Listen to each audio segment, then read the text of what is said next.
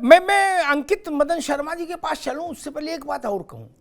ये अतीक ने जो हजारों एकड़ जमीन पैदा की, ये प्रयोगशाला में पैदा की थी केमिकल डाल के? नहीं ना जैन साहब, इसमें यही 4 लोग शामिल थे।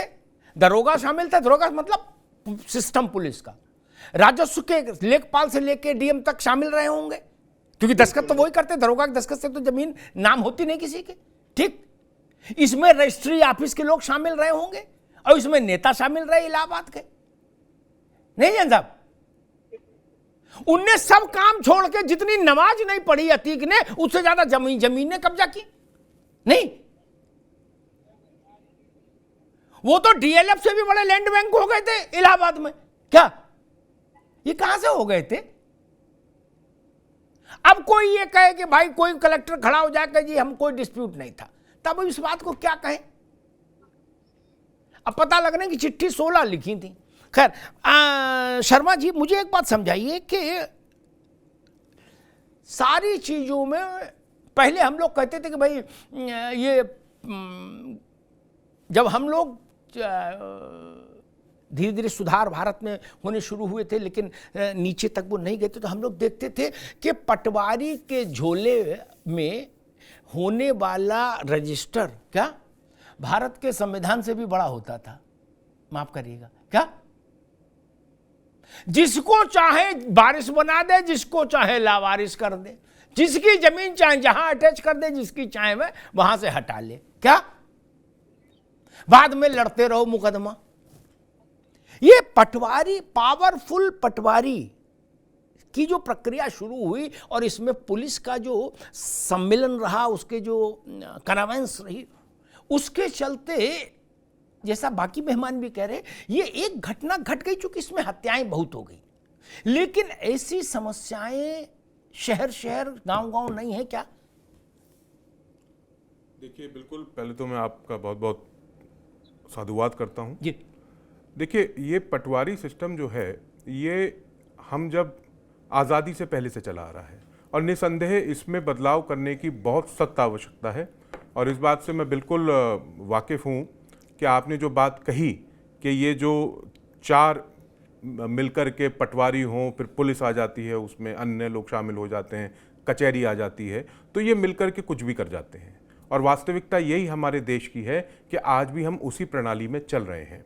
लेकिन मैं पिछले कुछ सालों से देख रहा हूं कि धीरे धीरे जिस तरीके से भारत सरकार अनेकों अनेक कानूनों में धीरे धीरे संशोधन ला रही है, तो मुझे लगता है कि लेखपाल राज नाम का कानून भी भारत सरकार को जल्दी समाप्त कर देना चाहिए, या उनकी शक्तियां इतनी सीमित कर देनी चाहिए कि आम आदमी जमीन ले बेच की जहां तक बात है। मैं एक बहुत छोटा सा उदाहरण आपको देता हूं कि कई विकसित ऐसे देश हैं। अभी पिछले दिनों मैं यूके में था, तो वहाँ एक मेरे मित्र हैं, तो वो ज़मीन खरीद बेच रहे थे अपने घर पे बैठ कर के, और जो खरीदार थे, जो ले बेच वाले थे, दोनों एक दूसरे की स्क्रीन पे थे जी। तो मुझे बड़ा आश्चर्य हुआ। मैंने कहा भाई ये क्या है? तो उन्होंने कहा मैं लैंड अपनी सेल कर रहा हूँ और ये परचेजर हैं। तो मैंने कहा आप ऐसे कैसे सेल कर सकते हो? हमारे यहाँ तो लैंड सेल करने का मतलब एक पूरा मुकदमा लड़ना है, खरीदना हो या बेचना हो। तो उन्होंने कहा नहीं, हमारे यहाँ तो बहुत स्पष्ट सिस्टम है कि सरकार एक एडवोकेट नियुक्त करती है, वो एडवोकेट अपना बीच में आप दोनों पार्टी को सेटल करता है, ऑनलाइन पेमेंट करता है, अंगूठे आप कंप्यूटर पर लगा देते हैं और वो करके हमारा ट्रांसफ़र हो जाता है। तो कहीं ना कहीं मैं फिर उसी बात पे आऊँगा कि हमने जो ये पटवारी सिस्टम इस देश में लागू कर रखा है, इसे जितनी जल्दी हम समाप्त कर पाएँ, और मुझे पूरी उम्मीद है इस सरकार से, खासतौर से कि भाजपा सरकार इस पर जल्दी निर्णय लेगी। और आज की इस हिंसा के बाद तो निश्चित तौर पे चाहे उत्तर प्रदेश के मुख्यमंत्री हो या देश के प्रधानमंत्री हो, उन्हें तुरंत इस पर एक्शन लेना चाहिए। देखो भैया, ये इंग्लैंड की बात ठीक है, लेकिन वैसा होना अभी मुश्किल है, क्योंकि हमारे यहाँ जो गांव में इस राजस्व के अभिलेखों की स्थिति है वो बड़ी ख़राब है, अभी तो बहुत दूर है। मुझे जैन साहब, मैं समझना ये चाह रहा हूँ कि पटवारी से बचने का, मतलब उसके आधिपत्य से बचने का राजस्व के मामलात में कोई रास्ता नहीं। आप कितने भी बड़े आदमी हो, अल्टीमेटली जाना वहीं पड़ेगा।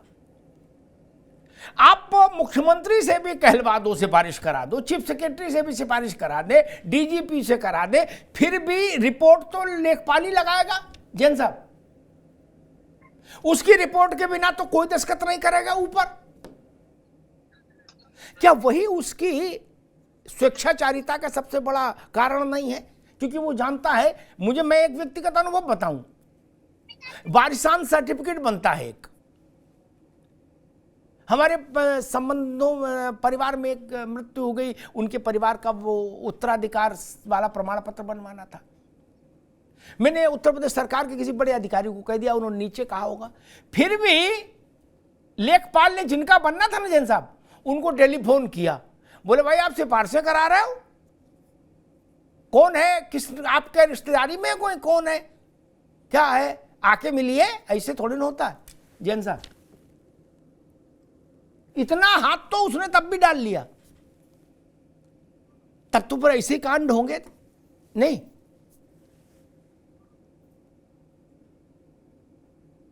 आपका कहना सही है साहब। जो हम लोगों ने एक बार उसको स्टडी किया था कि जो थाना दिवस पर जो शिकायतें आती थी उसमें से 90% लैंड से रिलेटेड होती थी। ये सर्वे करा गया था पुलिस में हम लोगों ने कि इतनी शिकायतें आखिर आती क्यों हैं और क्या शिकायतों का नेचर है। तो 90% जो हैं वो रेवेन्यू रिलेटेड हैं, जो कि जमीनों के विवाद हैं, मेड़ के विवाद हैं, नाली के विवाद हैं, यूनी को लेकर जो है गांव में, क्योंकि जमीन ही वहां सब कुछ है और जमीन को ग्राम समाज की जमीन पे कब्जों को लेकर बड़ी जबरदस्त गांव में रंजिशें चल रही हैं कि हमारा कब्जा है, इसका कब्जा है। जब तक ये ग्रे एरिया सब दूर नहीं होंगे तब तक ये अपेक्षा करना कि कानून व्यवस्था वहां पे बनी रहेगी, ये मुश्किल काम है। ये सब जितने डिस्प्यूट्स हैं ये सेटल होने चाहिए और इस घटना के बाद तो इसमें सख्ती की जानी चाहिए। सब जिलों को, सभी को निर्देश जाने चाहिए कि जो भी इस प्रकार के डिस्प्यूट्स हैं उनको लगकर युद्ध स्तर पे सेटल कीजिए और कंप्लायंस दीजिए, और अगर फिर कहीं घटना हुई तो उसमें जवाबदेही फिक्स होगी और कड़ी कार्रवाई होगी। जैन साहब, मुश्किल यही है, एक हम लोगों ने, उत्तर प्रदेश ने कई वर्षों से एक सिलसिला शुरू किया, बोले भाई समाधान दिवस। प्रशांत जी आपके पास आऊंगा, एक समाधान दिवस नाम का एक तरीका निकाला गया, कई सरकारों से चल रहा है, वो काम अच्छा था, लेकिन अधिकारियों ने उसको मोबाइल की फोटो वाला ऐप मतलब इवेंट बना दिया। क्या 1000 आदमी रो चिल्ला रहा, कोई एक दो केस उनने दाएं बाएं किए, फोटो खिंचवाई और ट्वीट मारा, बोले चलो जी हो गया, चलो भगाओ, हो गया समाधान। क्या, वरना जिस प्रदेश में इतने समाधान दिवस हर हफ्ते मन रहे हो, कागज कहता है हर हफ्ते तहसील दिवस और कौन कौन दिवस मन रहे हैं समाधान के लिए, फिर तो कहीं समस्या नहीं रहनी चाहिए थी। अंग्रेजों के जमाने के मामले भी अब तक निपट जाने चाहिए थे, इतने ज्यादा समाधान दिवस हो गए। प्रशांत जी। बिल्कुल अमिताभ जी सही कह रहे हैं। एक उत्तर प्रदेश के पूर्व डीजीपी रहे हैं जगमोहन यादव जी, आप जानते होंगे, कई साल पहले और आज वो समझिए प्रदेश का डीजीपी, आज सबसे बड़ा एक भूमाफिया का काम कर रहा है। जब वो आईपीएस बना था उसके पास 5 बीघा जमीन थी, आज 150 बीघा जमीन पर कब्जा कर चुका है। जौनपुर के 2 मामले हैं, गोसाईगंज के 3 मामले जो व्यक्तिगत मेरी जानकारी में है जी। अभी जो जौनपुर में जो उसने जो थाना मुगरा बादशाहपुर में कुछ लोगों की जमीन पर कब्जा किया था, वो लोग मुख्यमंत्री से शिकायत किए तो मुख्यमंत्री जी ने निर्देश दिया नीचे अधिकारियों को जाके आप पैमाइश कराइए जाके। तो जो अधिकारी वहां गए मुआयना करने, पैमाइश करने, उन अधिकारियों के सामने, सीओ के सामने ही जगमोहन यादव ने ग्राम प्रधान पे हमला किया, मारपीट की। एक चंद्रेश गुप्ता जो शिकायत करता था उनके साथ मारपीट की। लेकिन अब चूंकि सीओ के एसएचओ के आकर रहे तो वहां पे कार्रवाई नहीं हुई। जब बाद में सोशल मीडिया मामला उछला तब जाके उन पर 323 वगैरह की एफआईआर हुई, तब जगमोहन यादव आकर रो रहा, मेरे पर एफआईआर कर दी। मतलब कितना बेशर्म आदमी है। और खाली ऐसा नहीं, अपने समाज के लोगों की जमीन पर कब्जा किया। गोसाईगंज में अमिताभ जी विजय यादव जी की जमीन पर कब्जा किया इसने, बेशरम जगमोहन यादव ने जी। और एक अश्विनी उपाध्याय जी, आप जानते हैं सुप्रीम कोर्ट, हाँ, अश्विनी उपाध्याय जी ने एक बार हमसे चर्चा की थी इस विषय की जी, मुझे याद है। उनके परिवार के भाई पुजारी हैं बेचारे गरीब, उनकी 6 बीघा जमीन पर कब्जा कर रखा है। तो जब जाइए पुलिस में ऐसे सर्वोच्च पद पर बैठा हुआ व्यक्ति जमीन कब्जे का काम कर रहा है और नीचे के उसके माथादार अधिकारी उसको सपोर्ट करने का काम कर रहे हैं, मुख्यमंत्री के निर्देश की अवहेलना कर रहे हैं, मुख्यमंत्री के निर्देश के बावजूद इस तरह काम कर रहे हैं, व्यवस्था कहां सुधरेगी। आप जो विजुअल अमिताभ जी दिखा रहे हैं टीवी पे, ये जितने पुलिस वाले दिख रहे हैं 90% तो तोन निकले हैं, शर्म इनको आती नहीं है, सैलरी सरकार से ले रहे हैं, जो ये फिट नहीं हो सकते हैं, तोन निकाल के घूम रहे हैं, तो क्या सेवा करेंगे जाके जनता की। आप सोशल मीडिया पे एक्टिव रहते देखते होंगे, जी। मतलब 60% IAS IPS रील बनाने में व्यस्त हैं, ज्ञान दे रहे हैं कि मोटिवेशनल स्पीच दे रहे हैं। भाई तुमको सैलरी 1.5 लाख 2 लाख रुपए मिलती है जनता की सेवा करने के लिए, काम करने के लिए, या ट्विटर पे आके ज्ञान देने के लिए सैलरी नहीं मिलती है। अभी गाजियाबाद में 3-4 दिन पहले एक घटना है कि दो प्रेमी जोड़े पार्क में बैठे थे, वहां पे पुलिस वाले ने क्या हरकत की। तो मतलब इनका ईमान गिरवी हो गया। मुझे तो लगता है कि इनकी हर एक साल में शारीरिक मानसिक इनका परीक्षण किया जाना चाहिए। उस परीक्षण में ये जब पास हो तभी इनको आगे नौकरी करने देना चाहिए, नहीं तो उनको बर्खास्त करिए। जो शारीरिक मानसिक रूप से फिट नहीं है समाज के बीच में रहने के लिए, इस मानसिकता लोग, ये क्या नौकरी, क्या लोग ठीक बात है और वैलिड पॉइंट है।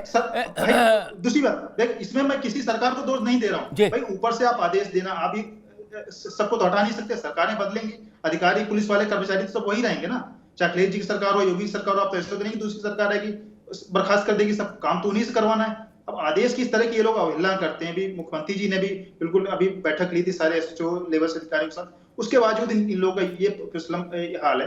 तो कम से कम मीडिया के माध्यम से मामला उठे, कम से कम इनके कानों में जू रगे, कम से कम आंखों में इनके शर्म तो आए, पानी तो आए कम से कम कि हाँ कुछ करें। जिस बात की सैलरी ले रहे हैं जनता के टैक्स की, कम से अपने दायित्व को निर्वहन करें ये लोग। जी ठीक बात है। धर्मेंद्र यादव जी, वास्तव में स्थिति इतनी ज्यादा बिगड़ चुकी है, क्रॉनिक डिजीज हो गई। सही कह रहे हैं प्रशांत पटेल, मैं भी देखता हूं अधिकांश अधिकारी तो दिन भर फेसबुक और ट्विटर पे ही है, तो वो फिर जनता से कब बात करेंगे और फाइल कब देखेंगे और अपने विभाग का निरीक्षण कब करेंगे? वो तो फोटो खिंचाए जा रहे हैं। तब तो इतना ही टाइम बचता है कि जहां कहीं मिठाई की बात हो वहां 2 मिनट चुपचाप कर लो टाइम निकाल के, बाकी तो रील बनी रही है।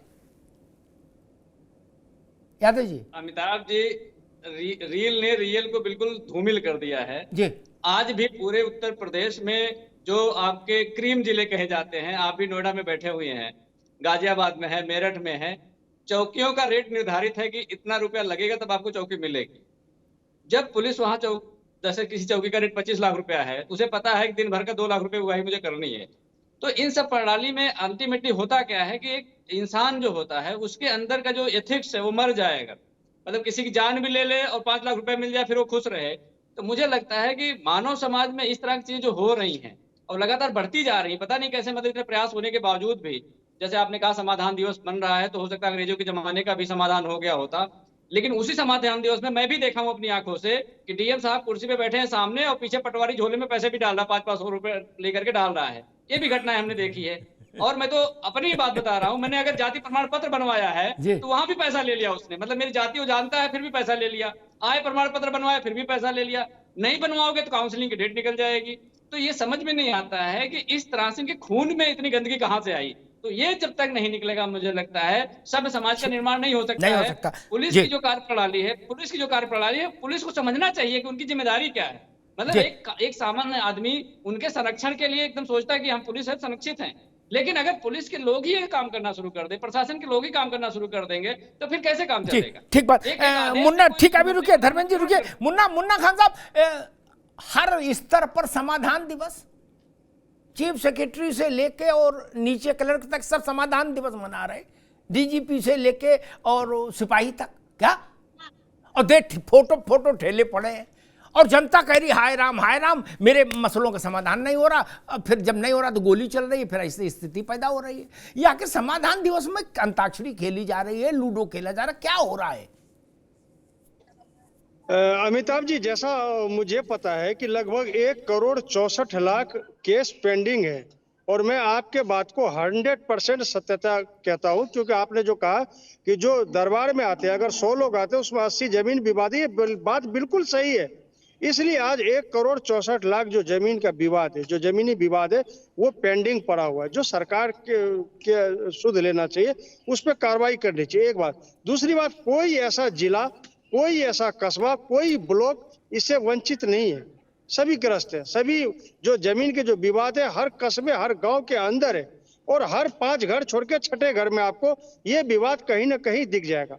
इसलिए अब ये सरकार को चाहिए, क्योंकि देखिए बहुमत से लबालब भरी सरकार है, अब इसके पास कहने के लिए कोई किंतु कोई परंतु नहीं है।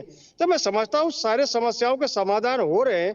तो ये जमीन के विवाद वाली जो समस्या, ये गहन समस्या है और हर एक कास्ट, हर एक जाति, हर एक आदमी से जुड़ा हुआ है। इसलिए सबसे पहले मैं गुजारिश करूंगा आपके न्यूज चैनल के माध्यम से राज्य के मुख्यमंत्री को कि इस समस्या का समाधान करवाए, ताकि जो लोग हैं, जो दुखी लोग हैं, जो पीड़ित है, इनसे वो निजात पा सके। क्योंकि देखिए, जो जिनके जमीन पे कब्जा हुआ वो शरीफ इंसान है, वो दबंग नहीं है। ठीक ये है मुन्ना खान दबंगियों साहब, का काम ठीक।